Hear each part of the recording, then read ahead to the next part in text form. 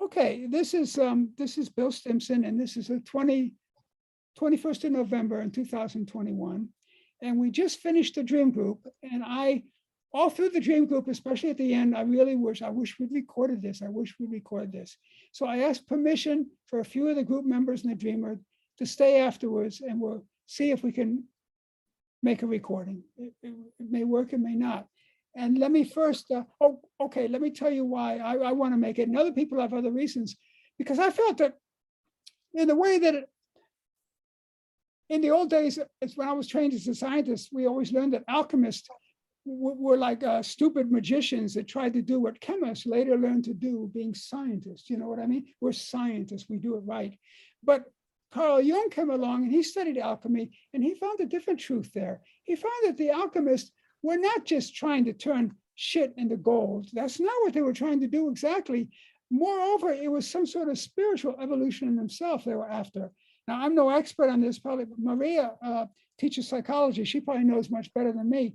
But I found that because of what Deshawn and Jenner said, and something that I myself felt and said, very different things, the three of us, Maria's dream touched us in a deep way.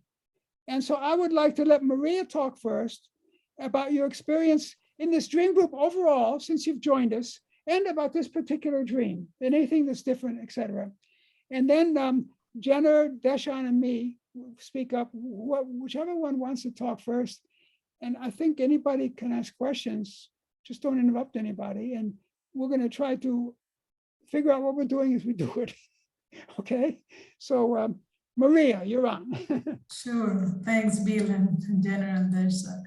Well, yeah, I mean, I think this methodology, this, whatever you want to call it, tool, instrument, experience of the Ullman dream group, I think, at least in my case, has been transformative. It's another way of even doing clinical work. Definitely, like we were commenting with Jenner, it has a relational component, because you not only make a relationship with yourself, with the dream, but also with the group and with your life. So to me, it has been a transformative experience, to the point that now, I mean, I'm introducing it with my clinical work with my students, and it has changed. It has an epistemological change in my life, in the way that I understand nowadays the unconscious, the everyday life, and how I relate, even the way that we portray the questions has made me feel more empathetic to the dreamer and also to myself. And in terms of the sharing today, it was a usually I felt very tired, but today I feel energetic, I feel happy, even though we are about to finish our time. So again, it's a it's experience that connects you. And I don't want to portray it in magical terms. No, it is very real. It's grounded on our feelings, on our unconscious, and also our creativity, because it's a very humanistic approach. So, I mean, that's what comes to mind. And nowadays that I feel more focused on dreams, it's something that I personally am rescuing, and I also try my best to make others feel aware of this wonderful human condition that we have when we dream. Yes. This is the Montague Ullman experiential dream group method she's talking about, just in case. Yes. Yeah, sometimes when we get excited, we forget to to name things. So yes, just so that viewers, you know. Now, do you want to say anything more about this dream or anything that?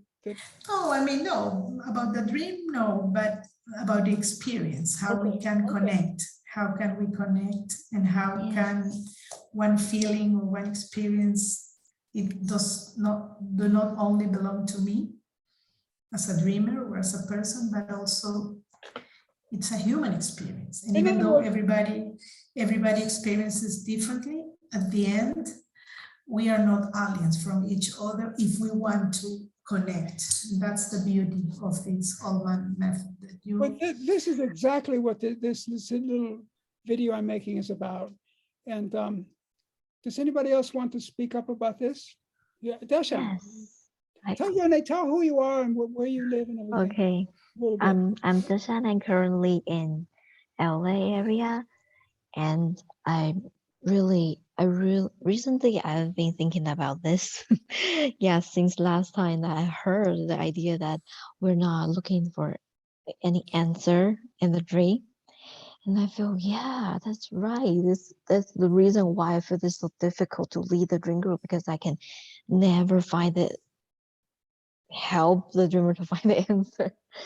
And I start to think it's all about connection, really. Yes, and I always want to have a dream group to make people connected together, because I feel like so many people, like nowadays, we want to share our things on social media, but it gets people to be more disconnected because what we see is just the superficial things. Yeah, and I can feel that so many people, they have suffered a lot, but they cannot connect. And I feel in this group, really, like what I've experienced, like months ago, it's like I want to share, I want to connect to the world, but I cannot. There are something that you cannot share on social media, or they would not like there's a lot of worry inside. And I'm so glad that I have the chance to share the dream, and I finally don't have to like suppress or chant the monster, the part that I don't like over there. And I, just like Maria, I feel so relief after the dream group, because the part finally got connected and the monster got seen, and it's not monster at all afterwards. I feel, yeah, just like the boiling teapot got open, and just so happy afterwards. Yeah, I think I really love this connection. I really appreciate, feel so lucky to be part of it. Yeah, I really think like if we share this, always want to share this process to the world, but I don't know how to. Yeah, so I'm very happy to share this experience with all of you. Yes, and thank you. Well, one thing that you talked about when you talked about relationship is Ian McGilchrist has this book. I should have a copy right here because I always have it around, but I don't. It's called The Master and His Emissary. And he says a characteristic of the left brain thinks in categories, but the right brain doesn't think in categories. It thinks in betweenness, what's between the categories. And what he says is this betweenness is what brings the category. The betweenness exists even before there are categories. And the betweenness brings the categories into existence. Like Deshan, you may think of you and your husband, and these are two entities, but something happened between you, the love that came about between you, and that has brought you and him more into existence. Do you see what I'm saying? That's what he means. And so when we deal with these, what people call connection and this betweenness, we're making ourselves alive just by connecting one with another with things we can't talk about in the outside world, we can talk about here. And of course, Jung always talks about it. You make it a monster when you don't see it. If you're only willing to see it and bring it out, it's not a monster anymore. That's what Yeah. Thank you very much. Jenna, you want to say something? Okay. Yeah, I actually enjoy my time here sitting in this chat room for 3 hours and to read somebody else's dream. And like many people have said, we feel like connected afterward. I think that's because we share all these feelings. We are all human beings, and for every daily life we face, and we have the same kind of difficulties or stress or even happiness. And in dreams, actually the dream reflects all our lives. So I don't know what I'm going to say. Like the dream actually reflect our lives so honestly. And even when we don't know that, I remember a dream in this dream group, like a dreamer said, the dream is about two different boys, and that two boys are very different in any aspect. And I think if in reality, we actually, maybe if somebody wants to suggest, or that dreamers even wants to make a choice, then we may want to analyze, okay, this one is an engineer and he earns better money, and he's intelligent and like taller or something. But actually in the dream is all the feelings. In the dream is how the dreamer feel, and unconsciously it's like the boy didn't pay attention to her. So I think dream talks in a very different way. And in this dream group, we try to understand that language. Like Bill just said, maybe our right hemisphere of our brain is try to make categories, but our right hemisphere of brain is try to make the connection. I think that's very true. I think in the dream, I think it reflects all our feelings. Sometimes these feelings we don't pay attention to, because in the daytime when we are awake and we are busy with all this daily life, and we don't pay attention to the emotion or the feelings. But I think our brain actually can sense everything. I think it senses more details, and it senses more different aspects. Sometimes we ignore. So like during the nighttime, when you don't pay attention to yourself, when you are not conscious, and the subconscious try to like to get in charge. And I think that's what the dream is all about. And I also want to share this is it was a long time ago, like 20 years ago, when I first met Bill. And I don't know how to interpret a dream. I don't know what to say. Even in that dream group, I don't know what to say. And Bill always say a sentence, I remember it until now. Bill say, don't think, but feel. And it took me a while. I think it took me like 3 or 5 years to understand what it is. And now it's after 20 years, and I would say I know how to feel. And so I feel like more connected to the dreamer. And what I want to say is I actually is a different person.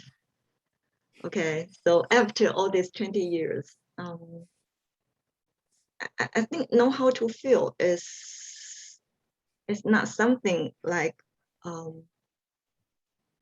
people emphasize it when I was in the education system or in my like childhood family, like my parents would teach me.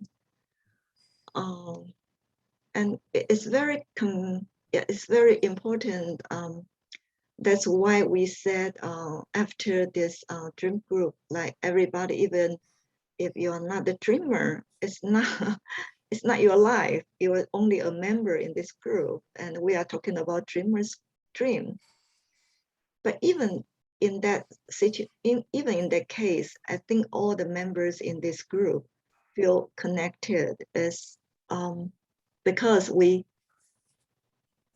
feel the dreamers feel, and we share the feeling, the emotions, and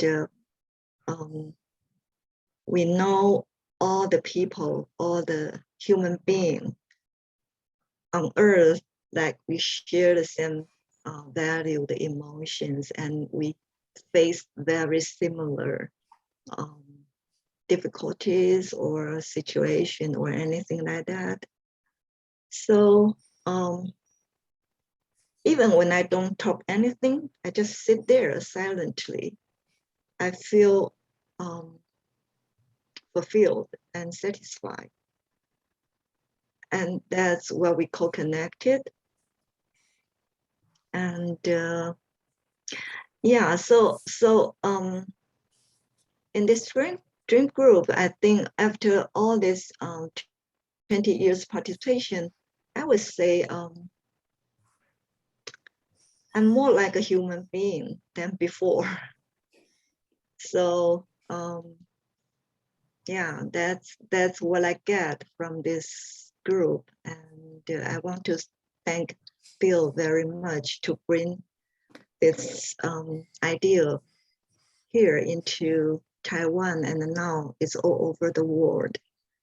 And yeah, it's such a important things I think like everybody ignore, and just like Deushan said, I feel lucky to be a part of it. I feel lucky to learn how to be a part of it, and to learn the skill, and to feel connected to the people. Yeah, that's it. Well, Jenna, I just want to tell you, you're not the only one. I feel the same thing. I feel more human too after these 20 years working here in Taiwan. And I feel grateful to the Taiwanese dream groups and the Taiwanese people for, in a sense, I mean, I'm all alone and alien on the outside, but in the dream group, I feel very much part of a community. And so I'm grateful too. I just want to say something about the thing about dreams, the left brain and right brain. McGilchrist says that they do the same thing, but they do it very differently. And the left brain is focused down on something, you know, like an idea, you know what I mean? And the right brain picks up the background context, like feelings or sensations, you know, like we had a dream today about cockroaches, the feeling, and then the left brain has to do with concepts and ideas, you know, disconnected from time and place. And the right brain has everything to do with context. Everything is in context. The left brain deals with categories. The right brain, everything is unique. Every situation is unique. But the funny thing about Maria's dream today, it was a unique dream, but it touched Deshan in a certain way because something about this dream was like what she's going through at this time in Los Angeles. And it touched Jenna too, because something like this dream is what she's going through.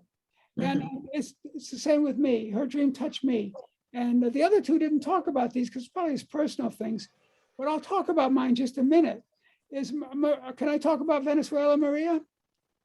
Yes. So Maria is Venezuelan, and Venezuela right now is sort of like, it's like America. It's decomposing. You know what I mean? In Venezuela, it's decomposing because of the leftists. In America, it's decomposing because of the rightist.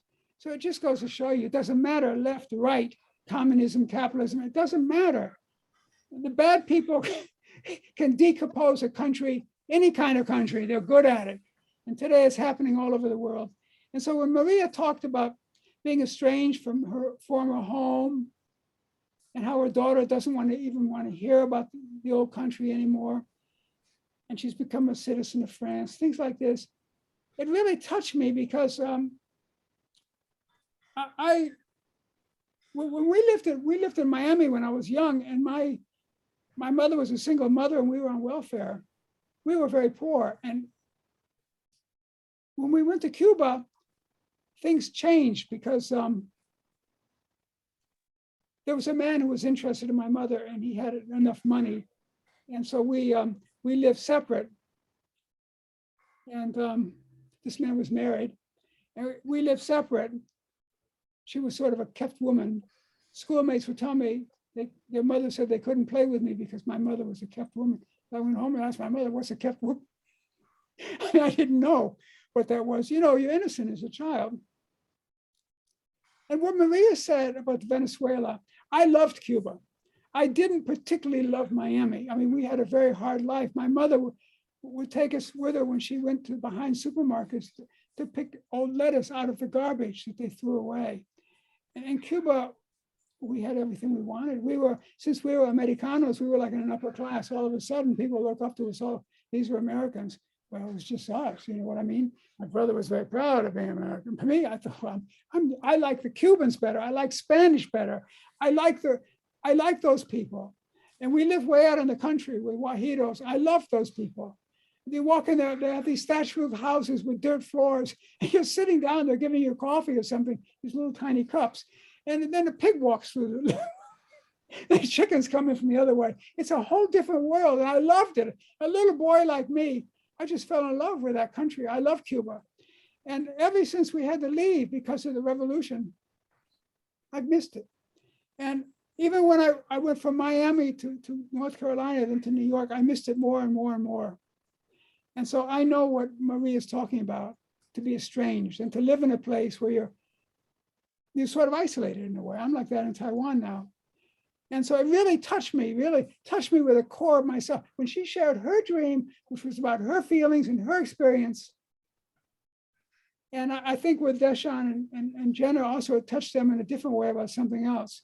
And so that's why I asked to make this video, because I feel that, I mean, I think I said this already, but in the old days, the alchemists were thought to be just voodoo people. And now Carl Jung recognized that turning shit to gold, the shit is me, the gold is me. And Maria had a dream about cockroaches. And yet when she figured that dream out, it touched me, it touched Deshan, it touched Jenna deeply, it touched everybody in the group, but it touched the three of us most deeply. And that's a wonderful power to have, to bring a dream that you might even forget, a dream you can't figure out. And then by figuring it out, it's not just like, well, I'm helping myself. No, you're helping the whole group, really. And I just wanted to say that. That's why I wanted to make this video. Now, I think Maria hasn't spoken yet. You want to say something, Maria? The final word? Well, no, my final words are that we continue, that this inner strength that gives you the possibility of enhancing your awareness, has no price. So I'm so grateful for investing in that, in making being more aware of myself and also more connected to myself and to others. Yes. We've said some words that touch me. It has no price. And my wife always sort of chides me, why don't you charge for the dream group? You're very good at this. You could make a lot of money. But for these 20 years in Taiwan, I've kept my dream groups free. In New York, they were free too. But an Italian artist named Ariana Caroli, in New York, I was very poor also. one day at the dream group, she stood up and she took out her wallet and took out $20 bill and flopped it on the table. She said, I'm leaving $20 for Bill every time we come here, and I want everybody else to do it. Everybody took out $20. And then they laughed, and there were all these $20 bills on the table. I felt so happy. Now I can go out and buy something to eat. And so I stacked the bills behind a certain book on my shelf. And the bills kept piling up because I was making more $20 bills faster than I spent them.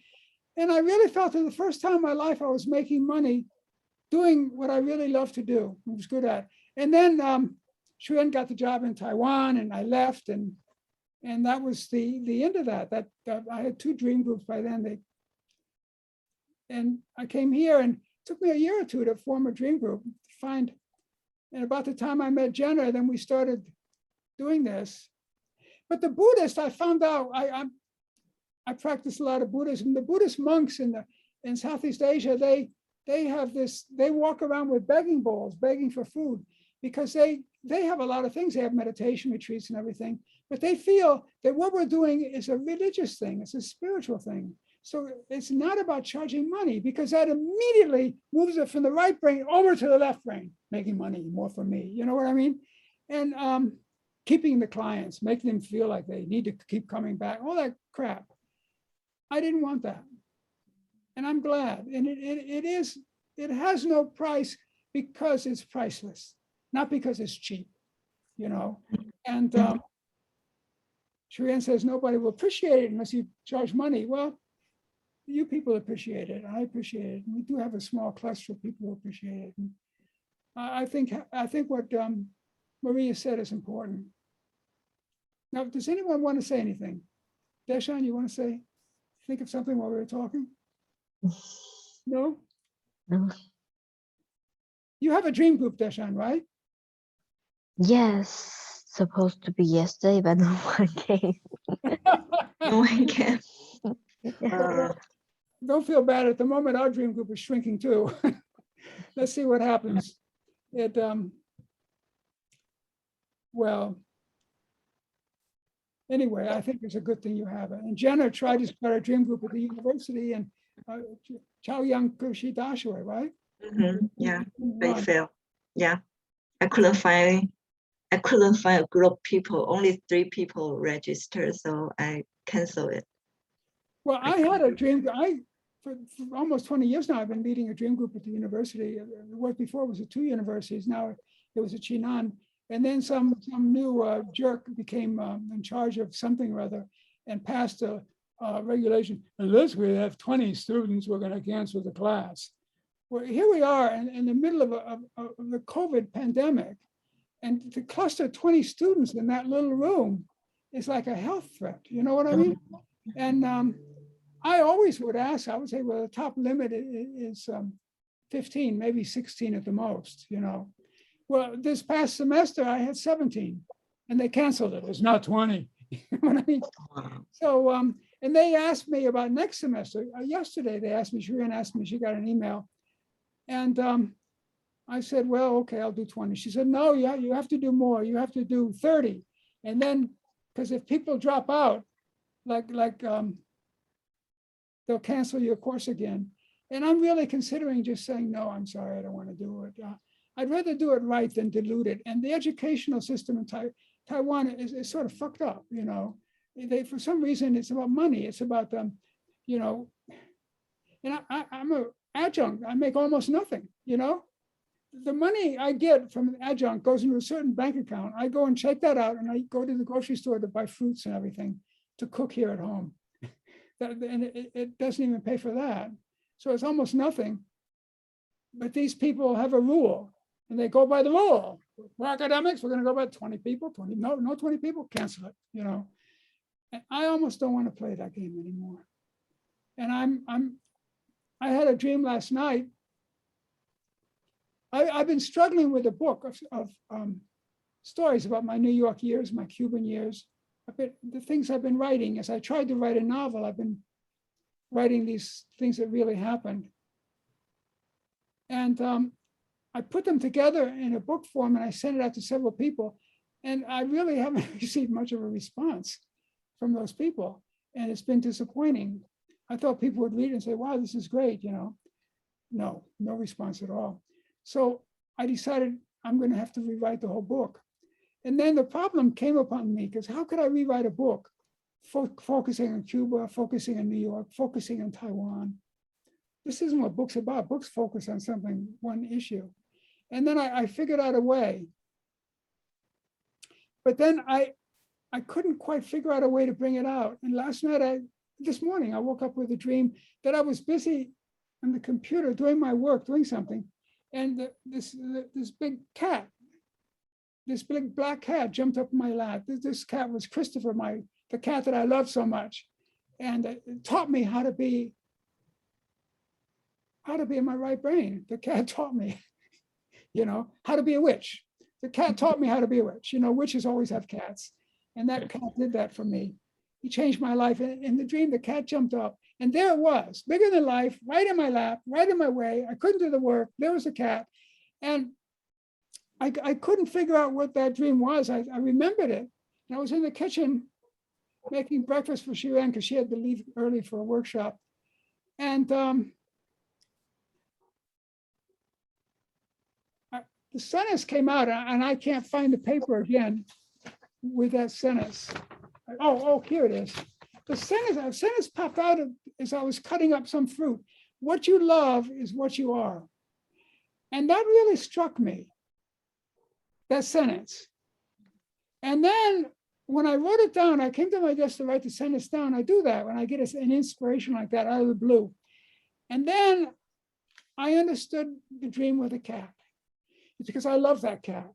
And here I was trying to work on this book, trying to figure it out in my way. And the cat was giving me the answer. The cat was what I loved. And so if I write the book as a story of the things I've loved and the people I've loved, that is who I am. Not the story, then I did this, then I did that, all that crap.